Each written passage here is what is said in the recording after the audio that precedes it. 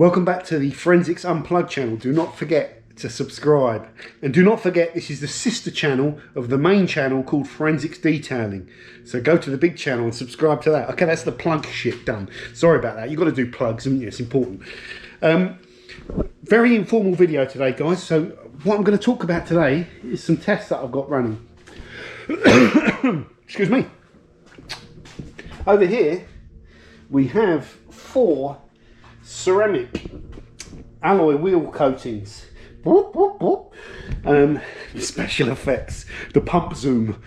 Right, wheel coatings, what do you feel about those, guys? Some people say to me, every time I mention ceramic coatings, I get people in the comments, snake oil, burn it, boo!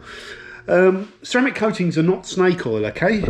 They are simply newer materials which cure harder, okay? That's a fact. They last longer. They have some additional properties around dirt repellency and stuff like that, over and above waxes and traditional forms of sealants and stuff like that. Those are facts, guys, and that doesn't come from the detailing industry. That comes from the companies up above, the big global companies that engineer these materials, advertise these properties, and there'd be big lawsuits and stuff like that if they couldn't deliver on them.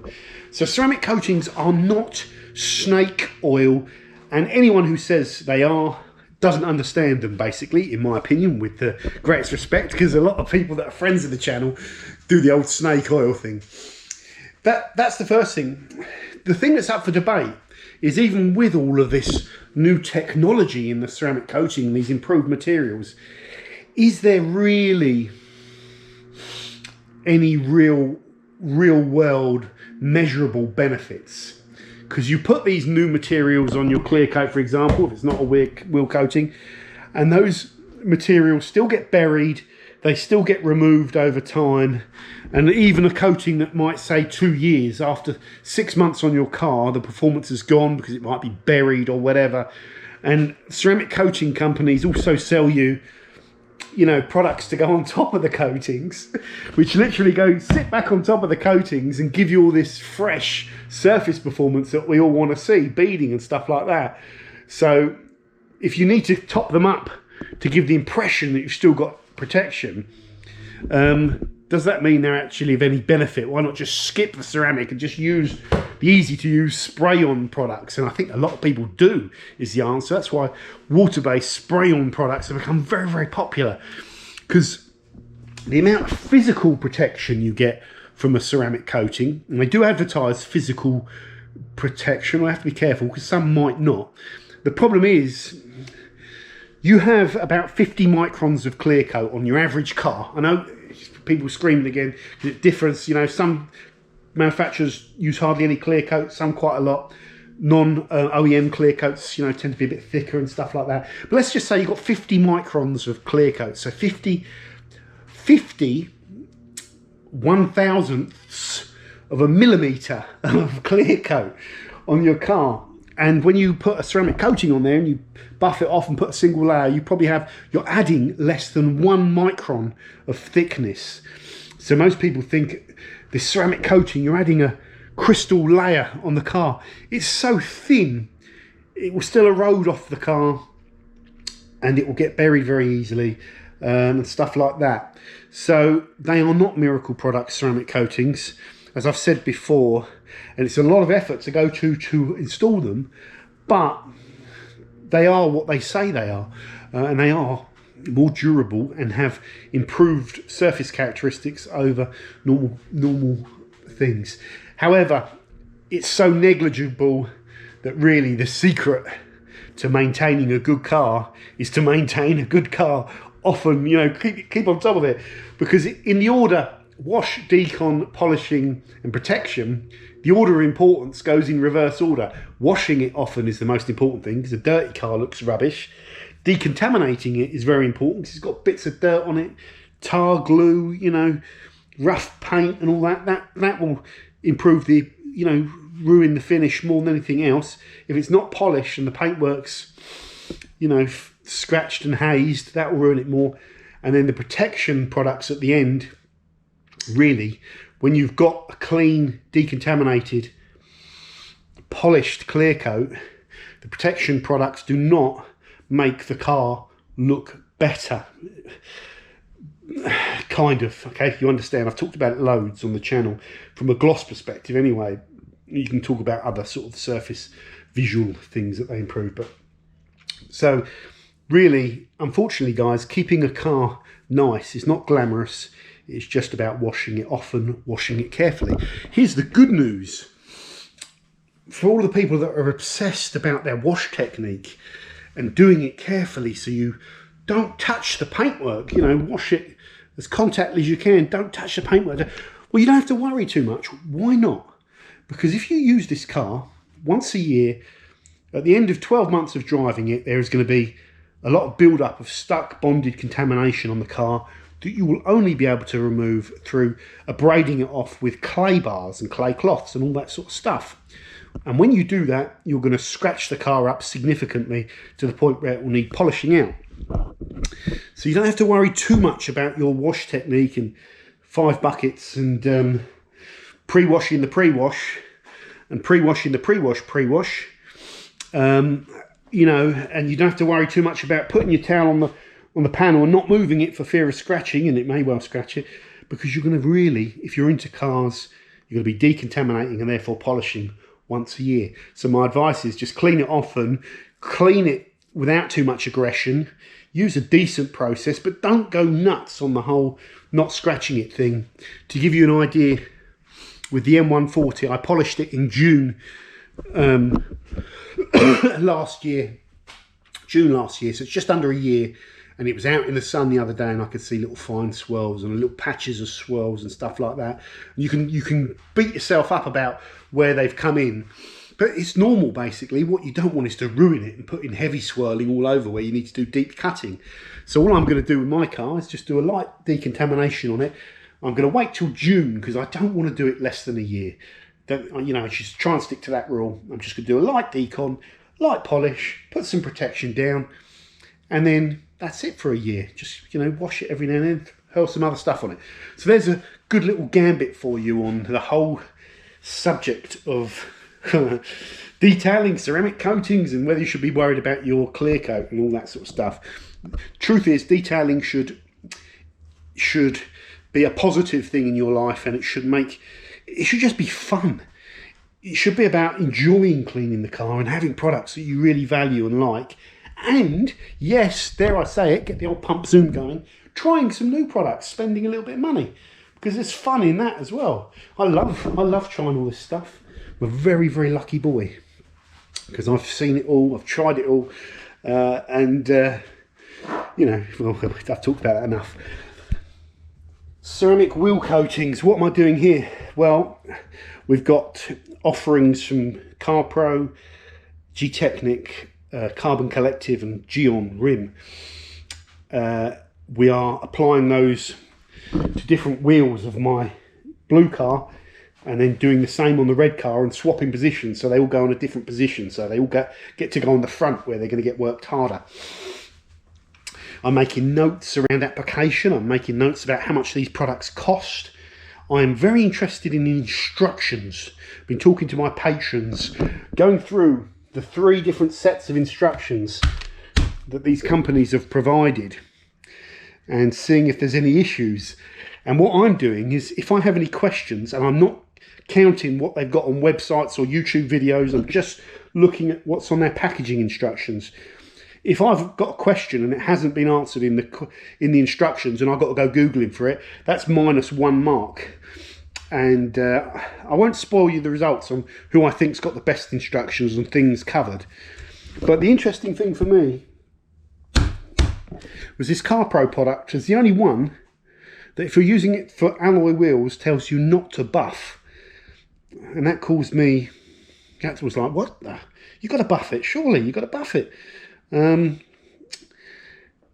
I'll talk about that more when I do the video. And the thing I was asking my patrons is, should I just go by the instructions and install it as per instructions, and if I see a problem, but as a result of that I don't fix that problem, because I would be deviating from the instructions. because I can't win. If I deviate from the instructions and get poor results, well then, for example, the manufacturer could say, we've told you how to do it, you haven't followed the instructions, so your results are invalid. If you follow the instructions and get poor results, and it's obvious, like you say, well, I followed the instructions, I didn't buff it, but I've got a little high spot there, then the manufacturer can say, well, it's common sense, you should have leveled down the high spot. So you're kind of stuffed either way. So that was something that I think is interesting to talk about, and I will be talking about it when I do the formal review. The formal review of this won't be for another 6 months. Why? Because I'm going to see how these products behave in real life on my cars, how they perform, if the dirt comes off easier, you know, if there's any of them with better characteristics, how they last, and, you know, so we're going to do a proper test, not winging it. You know, I could blag it and just blag a review, but this is one of those ones I'm going to put the time in on. We're also going to be putting them out on the test panel and measuring gloss. It's interesting, isn't it? You won't be able to see really what I'm seeing. You might be able to. I'm just going to look through the viewfinder, but definitely for me, the Geon one looks the darkest. See, there's a strip there where there was tapes. There's no product there and none there.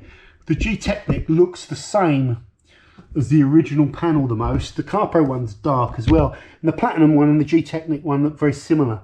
So you could say these look similar as well, but the Geon one for me is the one that looked the darkest. Perhaps as far as the test panel goes, can you see that? As far as the test panel goes, it looks the best. Always ignore up to the lines, because when you put the tape on top, it makes it harder to buff right up to that tape. So I'm always kind of more interested in here and here, but the difference between the non-applied bit. In essence, once they're on the wheels, I can't tell which one looks the best. You know, I don't have one wheel that's shining like the Holy Mary and the rest of them are all dull. They all look good. So I've managed to get a successful installation, one coat, and on my M140 I'm going to put perhaps 2 coats. So there we go. Let's just move out here. This is my test panel that I was talking about. 24 products on them. It's not had any detergents on it at all. Just been spraying water on it. And just have a look at this.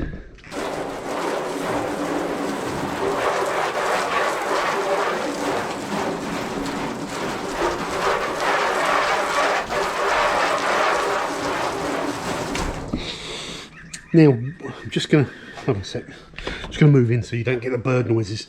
Now, no detergents have hit that panel. All those products had over a day of curing. It's been about a week now, and they've not had any detergents, so they should be fine.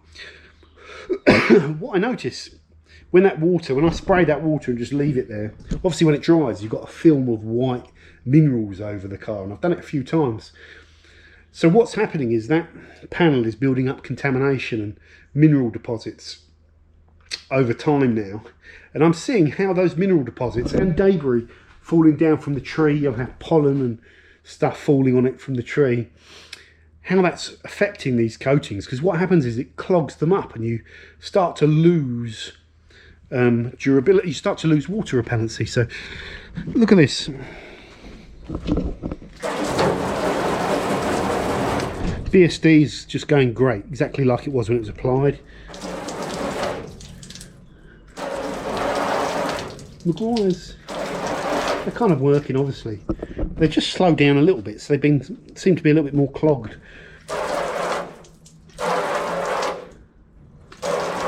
The Ramix is still going good, but just a little bit more clogged, just a delay.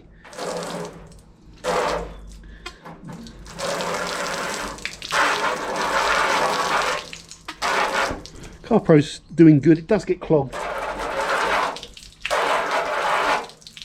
See, there, bang it goes. It's got a bit of an advantage because it's on a slope. Maguire's liquid wax.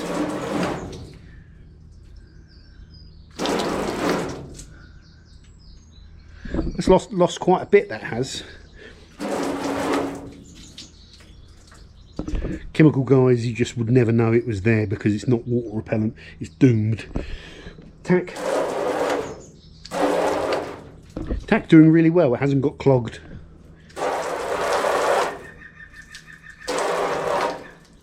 That's definitely clogged up a little bit, that FK 1000p.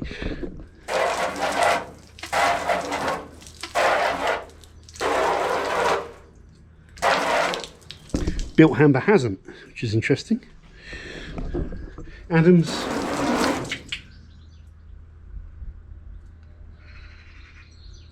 It's really kind of slowed down, that has, so it seems to be a little bit clogged.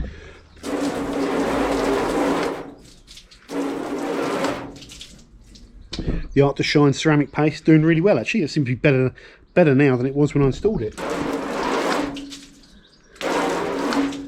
I kind of like that. That looks like it's a little bit delayed, but then when it kicks in, boom, it clears the panel. Soft 99 is slowed down a little bit of a delay, which is a bit. I said I was a bit disappointed with that one. The Freckler one here,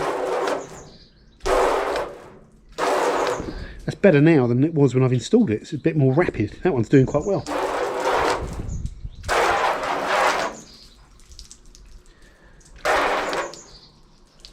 And the Turtle Wax one's kind of the same.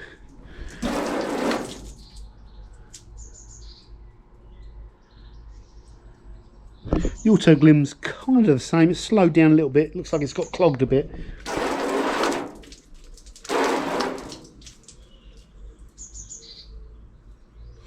I'd say this Angel Wax Fifth Element has been the most affected. It's slowed down the most, considering we haven't washed it. Now it's trying to run the water that way, and these products are slow, so it's some of this is that it just can't pull the water to a fast panel, but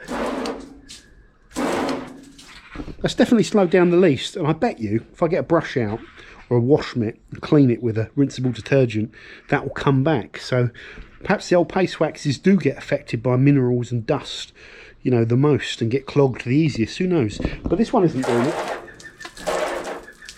But it's on a slope, so maybe the water's not able to sit there, so I'm getting less minerals, although it does have water spots on there. Cotch is slow. No, Cotch is the same, actually. It's unaffected. It's like that when I installed it. Sonax, really good. Exactly the same. Bright Max, just the same, but it was always average. Tack, awful, that ceramic coat. It's a polymer one, but it's just no repellency at all. It's just like completely unhydrophobic. It's like Jet Seal. It's not water repellent. The Zavisa one is really affected and it's lost. Well, it just takes a little bit of time to go, but not too impressed with the performance of that. You know, I know it's only water repellency, but yeah. The graphene is fantastic. That's totally unaffected. The Fuso is still fantastic. It has a tiny little bit slowed down, just a tiny fraction, like 2% or something like that, whereas Polymer Net Shield and the Art to Shine are doing really well. So it just gives you an idea that this is showing none of these products will have been significantly removed off this panels because I haven't washed them. It's just water, so it's kind of like the minerals masking it and showing which products are being masked the least. I'm just going back to this Tack product because I want to have a look. Where's the bottle? Where is the bottle? Over here.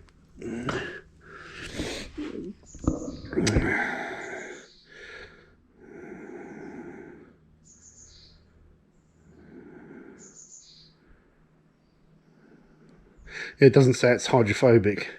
I was going to moan because I thought it said it's hydrophobic, but it might be the One Step Master, or whatever it's called, the other sealant they do, which is the other white one, but that's not hydrophobic either. One of them says it's really hydrophobic and it isn't though, but that one doesn't claim it, to be fair, so fair enough. So that's it for this video, guys.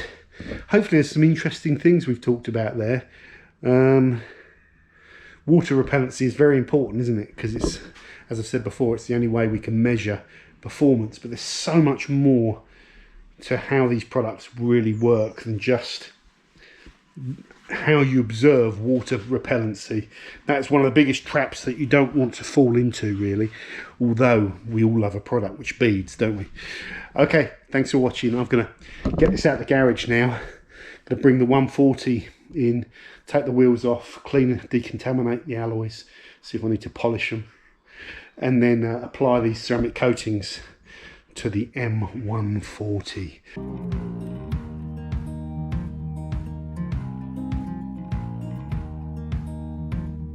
Holding on to what I knew, but the moment's gone. Where was I when